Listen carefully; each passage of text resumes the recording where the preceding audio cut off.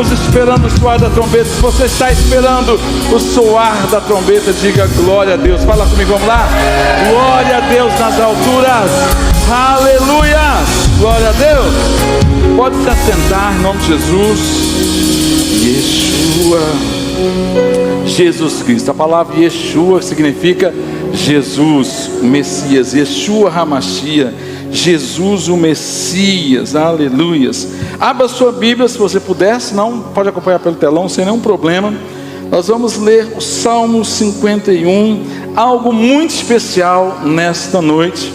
Depois eu queria ver a versão atualizada no final com aquela palavra assim, que diz assim: cria em mim, ó Deus, um coração puro e renova em mim um espírito inabalável. Amém? Fala comigo, igreja, inabalável.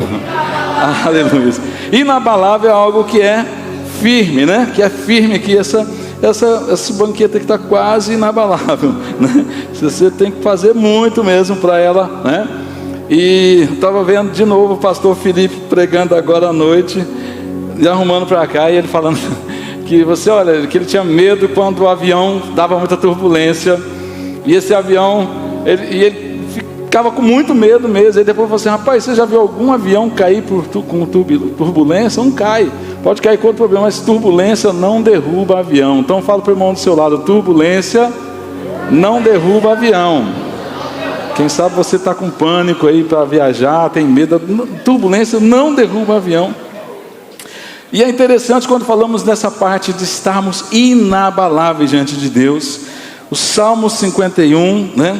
O próprio Davi, né? Naquele momento que a gente vai trabalhar isso aí contigo agora, ele traz essa palavra e ele fala assim, versículo, coloca para nós, Salmo 51, 10, e diz assim, Salmo capítulo 51, verso 10, e diz assim, coloca lá no telão para nós, quero que você coloque no telão para a gente, quando diz assim: cria em mim, ó Deus, um coração puro e renova dentro de mim um espírito inabalável. Vamos ler juntos comigo? Vamos lá, 1, 2, 3 e...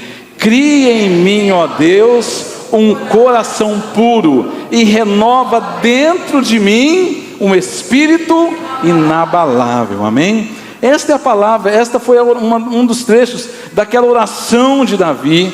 Aquela oração que acontece em toda a etapa da vida de Davi, aquele momento que ele teve assim um momento de maior intimidade com Deus e também da necessidade que ele tinha de arrependimento e de perdão do Senhor.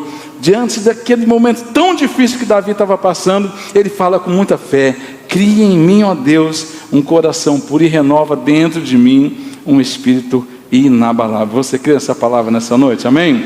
Põe a mão no seu coração, fala comigo assim: Senhor Jesus, que nesta noite o meu coração venha ser uma terra boa, uma terra pronta para receber a semente da tua palavra, e que esta semente venha germinar, nascer, crescer e gerar fruto do teu Espírito Santo. Aleluia. Se você crê, diga amém, igreja. Aleluias, amém. Fala comigo: inabalável. Esta palavra Davi fala diante de Deus: cria em mim, Senhor, um coração puro e renova dentro de mim um espírito inabalável. Este homem da qual escreve esse texto, a qual Deus dá tanta inspiração para ele, ele tem uma história única da nossa vida como exemplo, na nossa vida diante de Deus, na nossa vida diante da palavra de Deus. A história de Davi é uma história única, porque a ascensão dele, de um rapaz, de um adolescente que morava, né, em Israel, que era pastor de ovelhas, que era o mais novo dos seus irmãos, que era discriminado, que era, vamos dizer assim, um zero à esquerda, né? Ele não tinha nenhuma perspectiva,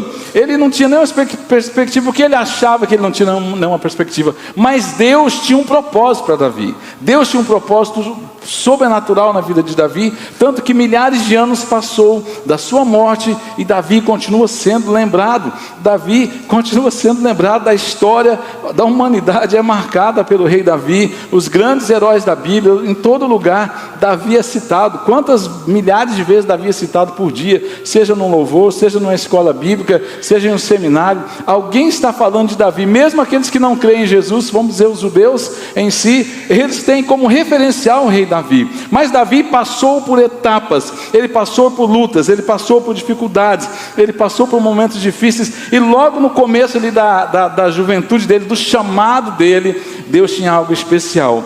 Deus manda o profeta Eliseu ungir um dos filhos de Jessé. Quando chega lá, Eliseu olha os mais bonitos, os mais fortes, e pensou que era um daqueles, e Deus falou: não é nenhum desses. E aí falou para Jessé: aonde está? Não tem mais ninguém aqui, não tem mais ninguém, são esses os seus filhos? Deus não está me mostrando nenhum deles. Aí Jessé falou que: nossa, eu esqueci de um que está lá no pasto, está cuidando do gado, está cuidando das ovelhas. Jessé não tinha nem projetado que Davi seria ungido. Nem o próprio profeta Samuel tinha projetado que Davi seria ungido de Deus. Por quê? Porque Deus falou para ele assim: filho, eu não olho a aparência. Você olha a aparência, eu não olho. O projeto de Davi, o propósito que Deus tinha para Davi era muito maior. E ele começa as etapas para a vitória. O que acontece? Ele tem alguns encontros interessantes. Por exemplo, Davi matou um urso. Davi, como que um adolescente, um jovem, mata um urso? Com certeza eu e você não vamos ter experiência de matar um urso, nem encontrar um urso por aí, né? Porque não é da nossa região, não tem urso, né? Não tem, tinha no circo antes. Quem é da minha época ou mais velho que eu vai lembrar que antigamente tinha urso no circo, tinha urso, tinha leão, tinha tigre, né? Eu me lembro de uma vez que na cidade lá da minha cidade, no interior lá, chegou um circo, e esse circo tinha um urso que era atração, né? O urso ali, e o rapaz ali, um dos rapazes lá, um dos moradores da cidade lá, né? Que era conhecido, tal, todo brincalhão, ele simplesmente chegou e encostou a mão dele na grade do urso. O que aconteceu? O urso foi lá e comeu os 3 dedos dele. E aquilo ali ficou uma notícia na cidade. Aquele rapaz ficou muito conhecido na minha cidade. Por quê? Porque simplesmente, então, quando alguém tem um encontro com um urso, não tem, alguém ali vai padecer. Então Davi, a Bíblia fala que Davi tem um encontro com um urso, e ele mata esse urso.